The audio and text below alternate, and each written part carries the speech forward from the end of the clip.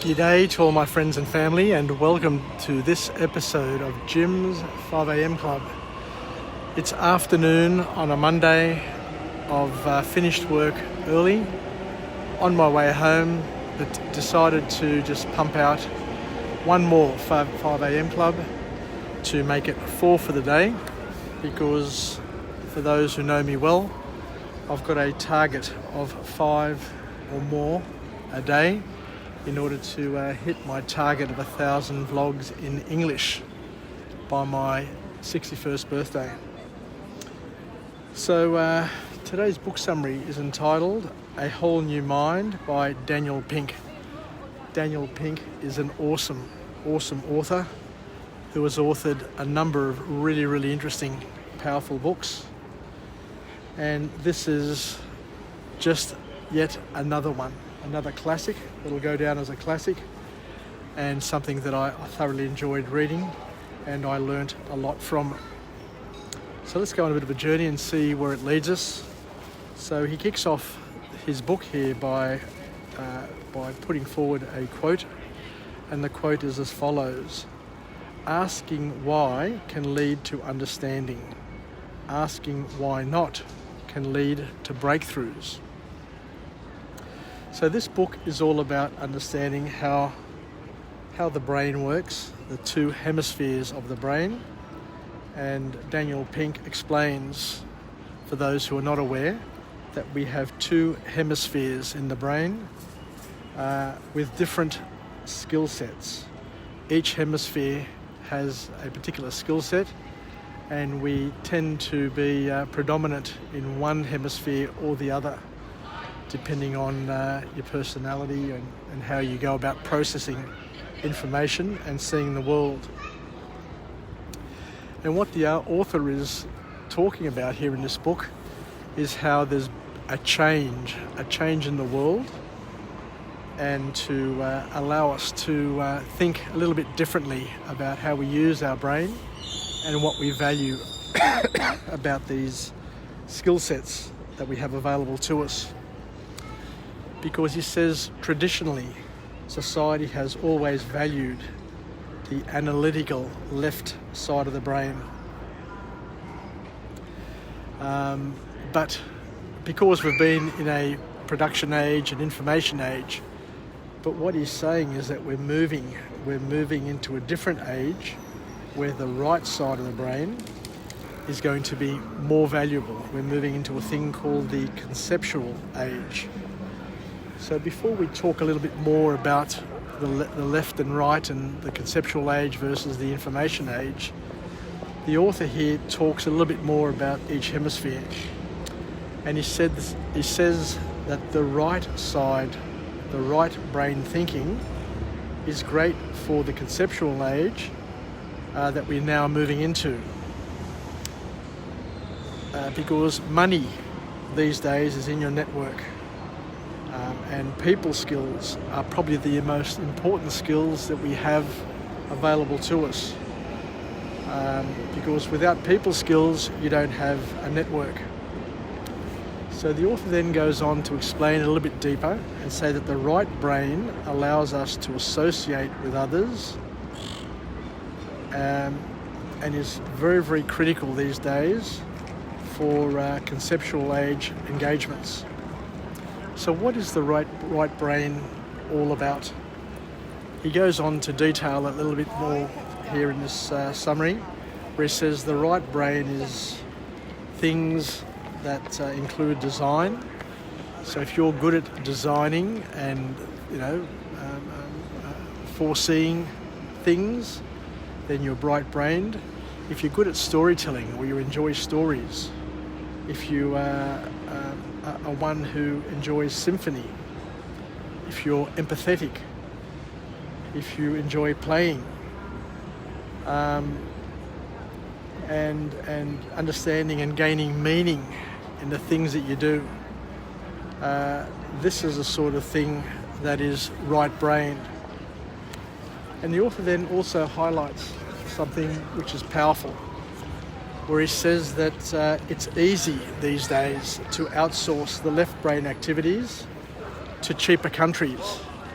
the rational thinking, the logic, the mathematical, the science, all of those sort of elements, the author says, are really easy to outsource, because there are lots of left-brained people out there who you can just give them the tasks and they can just go through and do the tasks for you.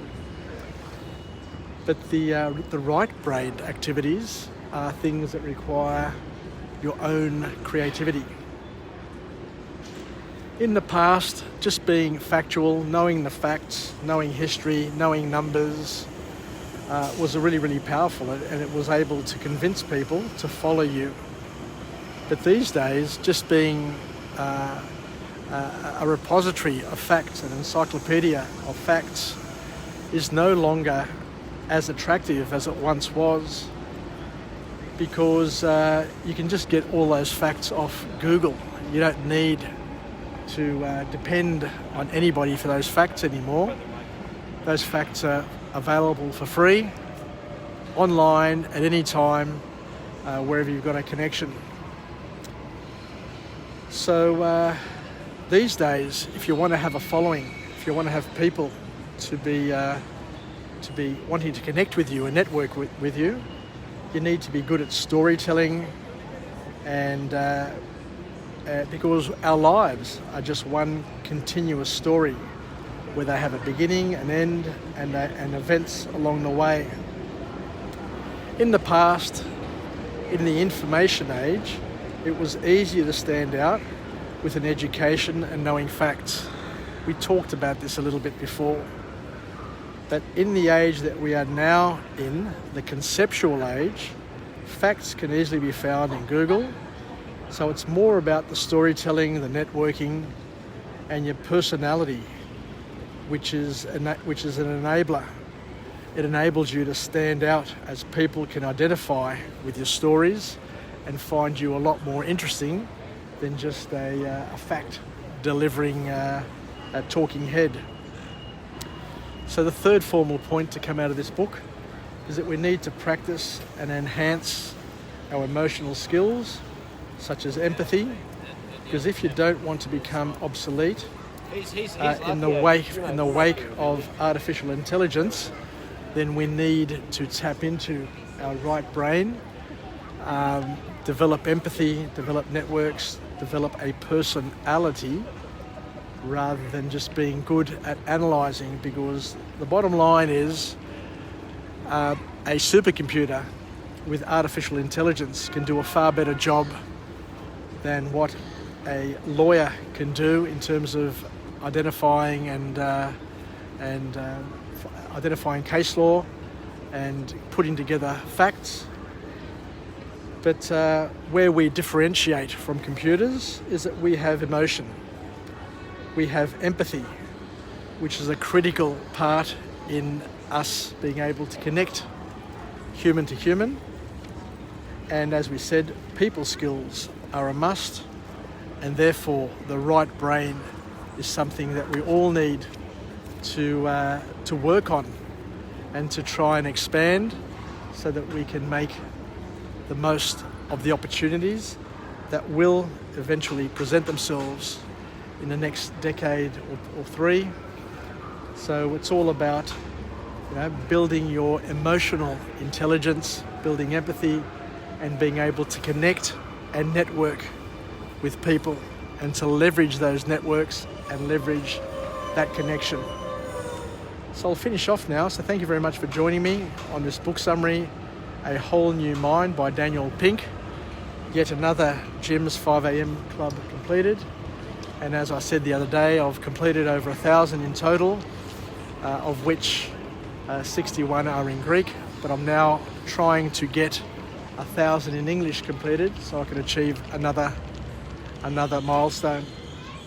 I must admit, 12 months on, I look back and I am a little bit, disillusioned with the fact that Jim's 5 a.m. club has not been a lot more popular than what I thought it would be. I can listen to it, I enjoy it, I still gain out of it myself, even though I've delivered it. But the take-up amongst friends and family has been quite lethargic and slow. Obviously, something I'm doing is not right, but I'll continue to work on it, given that I have a lot more experience now. We'll see if I can tweak it in different ways to make it a little bit more engaging. But, or maybe still, it may become popular after my passing. Who knows? But all I know is if my father put the effort into putting together a series such as the one that I've put together, I would treasure it with all my heart, and I would listen to it at every opportunity, given that there are very, very powerful lessons to be learned there by engaging OPE, other people's experience. Anyway, I won't harp on it anymore, but it's important just to express our expectations and the reality that we've come to I guess, to see in terms of feedback.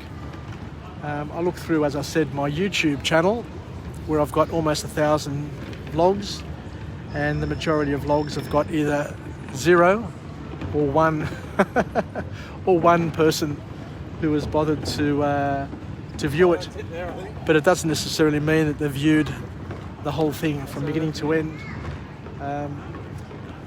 Even my children say that they don't have, or they haven't listened to a vlog beginning to end, which once again is a wake-up call for me to once again get me to try and focus on doing it a little bit better, and to try and find the missing link that will make this series, this program, something which is powerful and useful to lots of people.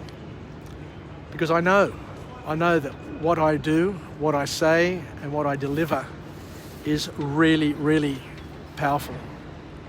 To get people to listen to it, I have no control over that. All I have control over is my ability to generate the energy to be a prolific producer of content, and allow my audience to judge that content. And as I said, it may not be judged now, it may be judged into the future, but maybe 5, 10, 20 years from now, when the world is a very different place, people may want to look back and see what 12 months looked like during the COVID rising, and what we thought about, how we thought, and what books were available, and what wisdom was able to be mustered during that pandemic. Anyway, yasas, namisas kuraso. I don't want to tire you by blabbing on, but I'll come again at a later time with another message, a message of empowerment, and we'll talk again. Yasas and bye from Jim on Jim's 5am Club. Take care and bye for now.